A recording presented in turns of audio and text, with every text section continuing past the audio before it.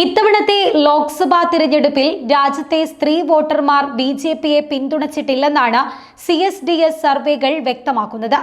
സ്ത്രീ വോട്ടർമാരെ ലക്ഷ്യം വെച്ച രണ്ടാം മോദി സർക്കാർ നടപ്പിലാക്കിയ ജനകീയ പദ്ധതികളുടെ ബലത്തിലായിരുന്നു ഇത്തവണ തിരഞ്ഞെടുപ്പിൽ ബിജെപി സ്ത്രീ വോട്ടർമാരെ സ്വാധീനിക്കാനുള്ള ശ്രമങ്ങളെല്ലാം നടത്തിയത്.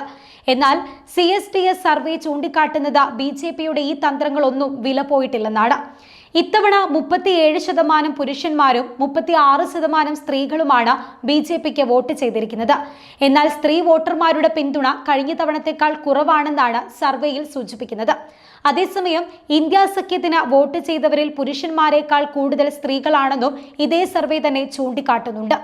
സവർണ ഹിന്ദു വിഭാഗത്തിൽപ്പെട്ട സ്ത്രീ വോട്ടർമാരാണ് ഇത്തവണ ബിജെപിയെ പ്രധാനമായും പിന്തുണച്ചിരിക്കുന്നത്. ഹിന്ദു OBC പട്ടികവർഗ വിഭാഗത്തിൽപ്പെട്ട സ്ത്രീകളും ബിജെപിക്ക് അനുകൂലമായി നിലപാട് സ്വീകരിച്ചപ്പോൾ മറ്റ് ദളിത് വിഭാഗത്തിൽപ്പെട്ട സ്ത്രീകളിൽ ബിജെപിക്ക് കൃത്യമായ സ്വാധീനം ചെലുത്താൻ സാധിച്ചിട്ടില്ല എന്നും CDS റിപ്പോർട്ട് ചെയ്യുന്നുണ്ട്. അതേസമയം രാജ്യത്തെ ന്യൂനപക്ഷ വിഭാഗങ്ങളിലെ സ്ത്രീകളിൽ മുസ്ലിം സ്ത്രീകൾക്കിടയിലാണ് ബിജെപിക്ക് ഇത്തവണയും ഏറ്റവും കുറവ് സ്വാധീനമുണ്ടായിരിക്കുന്നത്. മറ്റ് ന്യൂനപക്ഷ വിഭാഗങ്ങളിൽ ഒരു വിഭാഗങ്ങളിൽ ബിജെപിക്ക് സ്വാധീനം ചെലുത്താൻ സാധിച്ചതായും ഇതേ റിപ്പോർട്ടിൽ വ്യക്തമാക്കുന്നുണ്ട്. നഗരമേഖലകളിൽ 36% സ്ത്രീകളാണ് ബിജെപിക്ക് വോട്ട് നൽകിയത്. എന്നാൽ ഗ്രാമമേഖലകളിൽ ഇത് 35% കുറഞ്ഞിട്ടുണ്ട്. ഇത്തവണത്തെ ലോക്സഭാ തിരഞ്ഞെടുപ്പിൽ ചെറുപ്പക്കാർക്കിടയിൽ ബിജെപി വലിയ സ്വാധീനം ചെലുത്തിയിട്ടുണ്ട് എന്നാണ് ഇതേ സർവേ സൂചിപ്പിക്കുന്നത്. 2019 ബിജെപിക്ക് ഗണ്യമായ രീതിയിൽ യുവജനങ്ങളുടെ പിന്തുണ ലഭിച്ചിരുന്നു. ആ തിരഞ്ഞെടുപ്പിൽ രാജ്യത്തെ 40% യുവ വോട്ടർമാർ ബിജെപിയെ പിന്തുണച്ചു എന്നാണ് കണക്കുകൾ പറയുന്നത്. എന്നാൽ 2024 വരുമ്പോൾ ബിജെപിയുടെ യുവജന പിന്തുണയിൽ നേരിയ ഇടിവ് മാത്രമേ സംഭവിച്ചിട്ടുള്ളൂ.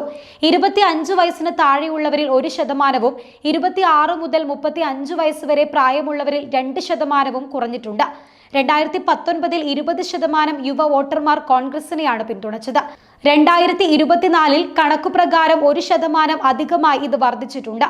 എന്നാൽ കോൺഗ്രസിനുള്ള യുവജന പിന്തുണയിൽ കാര്യമായ ഏകീകരണമില്ലെന്നാണ് കണക്കുകൾ ചൂണ്ടിക്കാട്ടുന്നത്.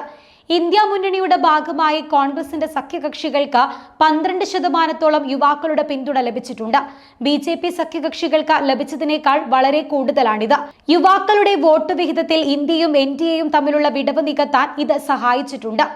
ഇത്തവണത്തെ തിരഞ്ഞെടുപ്പിൽ ശക്തമായ തിരിച്ചടി ലഭിക്കാതെ യുവജന പിന്തുണ നിലനിർത്താൻ ബിജെപിക്ക് സാധിച്ചപ്പോൾ കോൺഗ്രസും സഖ്യകക്ഷികളും യുവ വോട്ടർമാർക്കിടയിൽ ശ്രദ്ധേയമായ നേട്ടമുണ്ടാക്കി എന്നുള്ളതും എടുത്തു പറയേണ്ടതാണ്. അതിലും പ്രധാനമായി വ്യത്യസ്ത പ്രായത്തിലുള്ള വോട്ടർമാർക്കിടയിൽ കോൺഗ്രസിന്റെയും സഖ്യകക്ഷികളുടെയും വോട്ട് വിഹിതം വ്യാപിച്ചു എന്നുള്ളതും ശ്രദ്ധേയമാണ്.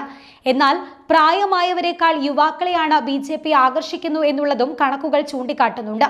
2024 ലോക്സഭാ തിരഞ്ഞെടുപ്പിൽ 21% യുവ വോട്ടർമാർ കോൺഗ്രസിനെ പിന്തുണച്ചപ്പോൾ 39% ബിജെപിക്കും 7%-ഓളം ബിജെപി സഖ്യകക്ഷികൾക്കും വോട്ട് ചെയ്തിരുന്നു. യുവാക്കൾക്കിടയിൽ ആകെ 46% വോട്ട് വിഹിതമാണ് NDA നേടിയിട്ടുള്ളത്.